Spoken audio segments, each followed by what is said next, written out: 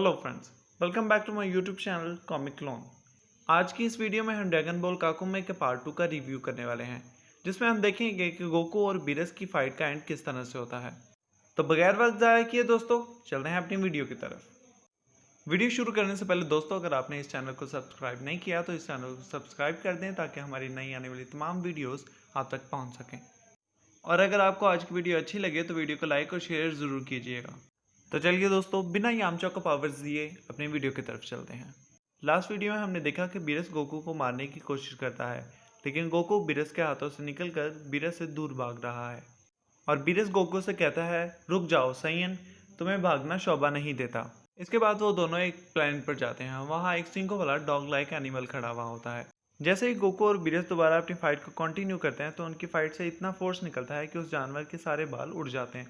Goku अपने आप को बीरस से बचाने की बहुत कोशिश कर रहा है, लेकिन बीरस उसके बहुत ज़्यादा करीब पहुंच चुका है। आखिरकार बीरस गोकू तक पहुंच चुका होता है और उससे कहता है, सैयन यहाँ आओ। बीरस गोकू के पास पहुंचने की वजह से बहुत खुश नजर आ रहा होता है और गोकू जानता है कि उसकी मुश्किल बहुत बढ़ जाने वाली है। इसके बाद हम देखते हैं कि बीरस ने गोकू के पाँव को पकड़ लिया है। बीरस गोकू के पाँव को पकड़ के गोकू को बहुत ज़ोर से घुमाना शुरू हो जाता है और गोकू के चेहरे से साफ नजर आ रहा होता है कि वो बहुत बड़ी मुश्किल में है। इस तरह बीरस गोकू को घुमाते घुमाते बहुत दूर फेंक देता है।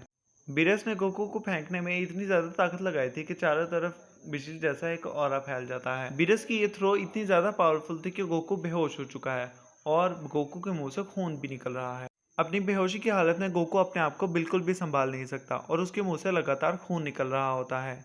इसी तरह स्पेस में गिरते हुए गोकू एक प्लैनेट के मून की तरफ जाता है। जैसे ही गोकू इस प्लैनेट के मून से टकराता है, वो मून बहुत जल्दी से तबाह हो जाता है और उस मून के टुकड़े स्पेस में फैल जाते हैं। गोकू उस मून से टकराने के बाद भी नहीं रुकता और प्लैनेट की तरफ बढ़ना शुरू हो जाता है। इस प्लैनेट का नाम होता है प्लैनेट टाको टाको। इस प्लैनेट पे बहुत ज़्यादा क्रीचर्स रहते हैं। इस प्लैनेट का एक बच्चा ऊपर आसमान की तरफ देखता है और ये जो चीज़ गिर रही होती है ये गोकू होता है। गिरते गिरते गोकू इस प्लैनेट की सरफेस से आके टकराता है। जैसे ही गोकू इस प्लैनेट की सरफेस से टकराता है, इसके मुंह से खून निकल जाता है। गोकू अपनी बेहोशी की हालत में भी दर्द से करा रहा होता है। गोकू के प्लैनेट की सरफेस से टकराने की वजह से उसके गिर्द बहुत ज़्यादा बड़ा एक गड्ढा बन चुका होता है। उस प्लैनेट के लोगों को कुछ भी समझ नहीं आता कि उनके साथ अचानक से क्या हुआ। वो उस गड्ढे की तरफ बढ़ना शुरू कर देते हैं। वो देखना चाहते हैं कि उस गड्ढे में क्या चीज़ है, क्योंकि जो भी चीज़ आसमान से गिरी उस चीज़ ने उनके सारे शहर को एकदम से तबाह कर दिया। जैसे ही वो लोग उस गड्ढे के करीब पहुंचते हैं, उन्हें सिर्फ एक चेहरा नजर आता है। ये चेहरा गोकू का होता है। गोकू के सारे चेहरे में से खून निकल रहा होता है। तभी वहां पे रोशनी आना शुरू हो जाती है। ये रोशनी बीरस के नेक्स्ट अटैक से आ रही होती है। बीरस ने ऑलरेडी अपना नेक्स्ट अटैक बना लिया है। बीरस अपना ये अटैक प्लैनेट की तरफ शूट करने वाला है। उसे फर्क नहीं पड़ता इस प्लैनेट पर कौन रहता है, ये प्लैनेट बाकी रहे या डिस्ट्रॉय हो जाए।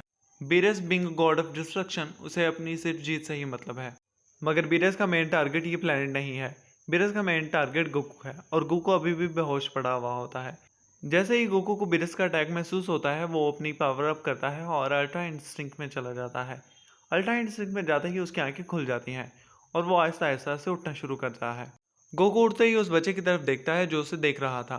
गोकू उससे कहता है, बच्चे यहाँ से चले जाओ। बीरस भी गोकू की एनर्जी को महसूस कर लेता है और वो समझ जाता है कि गोकू फिर से एक बार खड़ा हो चुका है। गोकू फ्लाई करता हुआ उस प्लैनेट के एटमॉस्फेयर से बाहर जाना शुरू हो जाता है। गोकू उस प्लैनेट की मून की तरफ जाता है और वो मून बीरस के अटैक के सामने एक छोटी सी बॉल की तरह से लग रहा होता है। गोकू जैसे जैसे इस मून की तरफ बढ़ रहा होता है और वो साथ में कहता है कि लॉर्ड बीरस, आप एक पूरे के पूरे प्लैनेट को क्यों खतरे में डाल रहे हैं? आप अभी एक पूरी की पूरी रेस को ख़त्म करने वाले थे। तभी गोकू कुछ महसूस करता है। वो नीचे देखता है कि वो बच्चा जो वहाँ खड़ा था, अब वो गोकू के पैरों से लिपटा हुआ है। वो बच्चा डर के मारे गोकू से चिपक गया था और वो गोकू के साथ ही इस प्लैनेट से बाहर आ जाता है। बीरस अपना नेक्स्ट अटैक शूट करने के लिए तैयार है और वो गोकू से कहता है, गोकू तैयार हो जाओ। और इतनी देर में गोकू मून तक पहुंच चुका होता है और गोकू बीरस के इस अटैक को पकड़ना चाहता है, क्योंकि अगर ये अटैक उस प्लैनेट की तरफ चला गया तो एक पूरी की पूरी रेस तबाह हो जाएगी। गोकू के करीब जैसे जैसे ये अटैक बढ़ रहा होता है, उसे समझ आता है कि ये अटैक बहुत ही ज़्यादा खतरनाक है और इसे सिर्फ अपने हाथों से रोकना नामुमकिन है। गोकू को इस अटैक को रोकने के साथ साथ उस बच्चे को भी बचाना होता है। बीरस का अटैक गोकू की तरफ बढ़ते बढ़ते उस पूरे मून को निकल लेता है और कुछ ही पलों में वो पूरा मून तबाह हो जाता है। इसके बाद हम बीरस के प्लैनेट पर आते हैं। वहाँ विस और ऑरिकल फिश एक दूसरे से बात कर रहे होते हैं। विस कहता है कि उन दोनों को गए हुए यहाँ से तकरीबन 30 मिनट हो चुके हैं। ऑरिकल फिश कहती है कि लॉर्ड बीरस के साथ 30 मिनट तक लड़ना। लगता है गोकू काफ़ी कमाल का वॉरियर है। ये कहते हुए ऑरिकल फिश सो जाती है। विस कहता है कि मुझे बहुत ज़्यादा बुरी फीलिंग आ रही है, क्या मुझे वहाँ जाकर इस फाइट को ज्वाइन करना चाहिए। ऑरिकल फिश सोते सोते मुंह में बड़बड़ाना शुरू हो जाती है। यूनिवर्सेस, कॉन्सिक्वेंसेस, ये सब कुछ एंडिंग का सबब बनेंगे। विस बहुत हैरान लग रहा होता है, उसे कुछ भी समझ नहीं आ रहा होता कि ये किस बारे में है, क्या ये इस फाइट से लिंक्ड है। इसके बाद हम प्लैनेट अर्थ पर आते हैं। यहाँ हम मिस्टर सेटन और बू को देखते हैं। मिस्टर सेटन कहते हैं कि अब आखिरकार अर्थक्वेक्स रुक रहे हैं।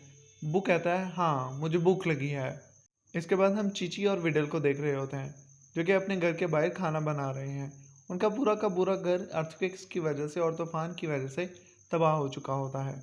उनके घर के पीछे हम सिटी का व्यू भी देखते हैं और शहर काफ़ी ज़्यादा तबाह हो चुका होता है। ये सब कुछ गोकू और बीरस की फाइट की वजह से हुआ है और चीची बहुत ज़्यादा गुस्सा होती है। चीची कहते हैं कि अगर गोकू बहुत जल्द घर नहीं आया तो उसके लिए बहुत बुरा होगा। विडेल चीची से कहते हैं कि फिक्र नहीं करो, वो जल्दी ही घर आता होगा। गोहान भी उससे मिलना चाहता है। इसके साथ ही हम देखते हैं कि मिस्टर सेटन और बू दोनों ही पैन के साथ खेल रहे होते हैं। इसी के साथ हम गोहान और पिकलो को देखते हैं जो कि आसमान की तरफ देख रहे हैं। इसका मतलब है कि वो गोकू की फाइट को ऑब्जर्व कर रहे हैं। पिकलो गोहान से कहता है कि तुम्हारे फादर ने बीरस से जिस फाइट का वादा किया था शायद वो पूरी होने वाली है। इसके बाद तुम्हारे फादर बहुत जल्द घर आएंगे। गोहान आसमान की तरफ देखता हुआ हाथ उठाकर कहता है कि पिकलो शायद तुम ठीक कह रहे हो। तुमने ट्रेनिंग के बारे में कहा था, शायद मुझे भी कुछ ट्रेनिंग करनी चाहिए क्योंकि हम नहीं जानते कि कब क्या हो जाए। पिकलो कहता है कि मुझे ये बात सुन के काफ़ी अच्छा लगा कि तुम ट्रेनिंग करना चाहते हो और अपने लोगों को बचाना चाहते हो और उनको डिफेंड करना चाहते हो, लेकिन तुम्हारी स्टडी का क्या होगा। गोहान इस वक्त एक बर्ड की तरफ देख रहा होता है और जैसे ही वो उस बर्ड को देखना बंद करता है पिकलो को एक थम्स अप करता है और गोहान पिकलो से कहता है तुम फिक्र नहीं करो, मैं कोई ना कोई तरीका ढूंढ लूँगा। इसके बाद हम एक अनजान प्लैनेट पर पहुँच जाते हैं। इस प्लैनेट का नाम होता है प्लैनेट फिशिंग। इस प्लैनेट की ग्रेविटी अर्थ की ग्रेविटी से 2000 गुना ज़्यादा होती है। हम देखते हैं कि एक अनजान एनर्जी पहाड़ों को तोड़ते हुए आगे जा रही है। अगले ही हिस्से में हमें पता चलता है कि ये एनर्जी वेजिटा की है और वेजिटा कहता है कि अब तक की जितनी भी ट्रेनिंग की गई है वो सारी बेकार जा रही है। आखिरकार हम फिर से गोकू और बीरस की फाइट पे वापस आ जाते हैं। गोकू अभी भी उसी मून पे खड़ा हुआ होता है। वो सारा मून तबाह हो चुका है लेकिन उसका एक छोटा सा टुकड़ा बाकी है। बीरस के अटैक की वजह से गोकू की बैक और लेग्स की स्किन सारी तबाह हो चुकी होती है और उसके इंटरनल मसल्स नज़र आ रहे होते हैं। गोकू बीरस को कहता है कि लॉर्ड बीरस अगर मैं आपके अटैक को थोड़ा बहुत ना रोकता तो आपका अटैक पूरी की पूरी एक सिविलाइजेशन को तबाह कर देता। तभी बीरस गोकू की इस बात से हंसता है और कहता है कि मैं तो सिर्फ अपना काम कर रहा था। और तभी गोकू की आइज़ लाइफलेस हो जाती हैं। गोकू उस बच्चे की तरफ देखता है और कहता है बच्चे फिक्र नहीं करो, सब कुछ ठीक हो जाएगा। वो बच्चा अभी भी सही सलामत ठीक होता है। गोकू अपनी बची कुची थोड़ी सी एनर्जी उस बच्चे को दे देता है और गिर जाता है, बेहोश हो जाता है। और बीरस हाथ बांधे आंखें बंद कर कर कहता है कि आज तक किसी भी मॉर्टल ने मुझे ऐसी फ़ाइट नहीं दी, हत्ता कि किसी गॉड ने भी ऐसी फ़ाइट नहीं दी और मुझे इतनी एनर्जी यूज़ करने के लिए मजबूर नहीं किया।